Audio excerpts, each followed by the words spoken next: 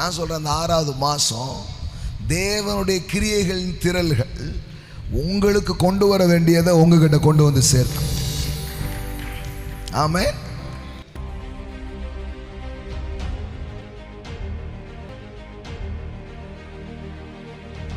எட்டாவது வசனம் சொல்லுகிறது, அவைகள் மலைகளில் ஏறி பள்ளத்தாக்குகளில் இறங்கி நீர் அவைகளுக்கு ஏற்படுத்தின இடத்தில், எல்லாம் சொல்லுங்க, மலைகளில் ஏறி பள்ளத்தாக்குகளில் இறங்கி நீர் அவைகளுக்கு ஏற்படுத்தின இடத்தில் சென்றது. இவ்வளோ திரளா இருக்குங்க, நம்மகிட்ட ஏதாவது வருமா? அவர் சொல்றாரு, அது மேலே ஏறலாம், கீழே இறங்கலாம். இந்த சுழற்சியெல்லாம் நீ பார்த்துட்டே இருக்கும்போது ஒன்றை மைண்டில் வச்சுக்கோ, நீர் அவைகளுக்கு ஏற்படுத்தின இடத்தில் சென்றது. சொல்லட்டுமா? இவ்வளவு திரள்ல உங்களுக்கு என்ன வரணுமோ அதை அவர் உங்க கையில கொண்டு வந்து சேர்ப்பார். ஆமென்.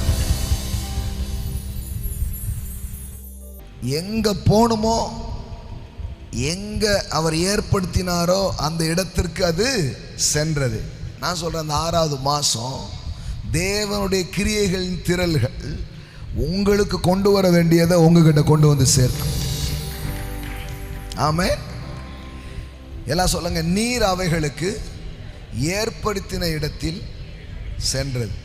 பாருங்க, வாட்டர் பத்தி பேசுறாரு. இந்த வாட்டர் எங்க போகணும்னு தேவன் வந்து அதை தீர்மானிக்கிறாராம். யோசித்து பாருங்க,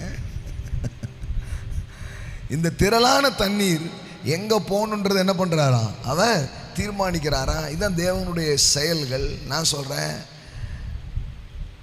உங்களுக்காக அவர் ஒன்றும் ரெடி பண்ணல நீங்கள் நினைக்காதீங்க, உங்களுக்காக ஒன்றுமே நடக்கலை நீங்கள் நினைக்காதீங்க. நீங்கள் குடிக்கக்கூடிய தண்ணியை கூட அவர் அழகாக திட்டமிட்டு அதற்கான ஒரு வேலையை அவர் செய்து வைத்திருக்கிறார்.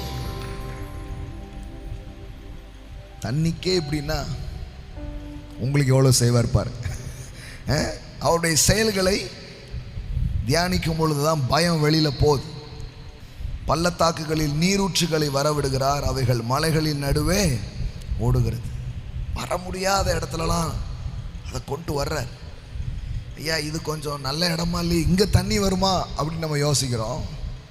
ஆனால் தேவனுடைய செயல் வர முடியாத இடத்திற்கும் வர வேண்டியதை வர வைக்கிறார். நம்புறீங்களா? அந்த 6வது மாதம் வர வேண்டியதை வர முடியாத இடங்களுக்குள்ளே அவர் கொண்டு வருகிற தேவன்.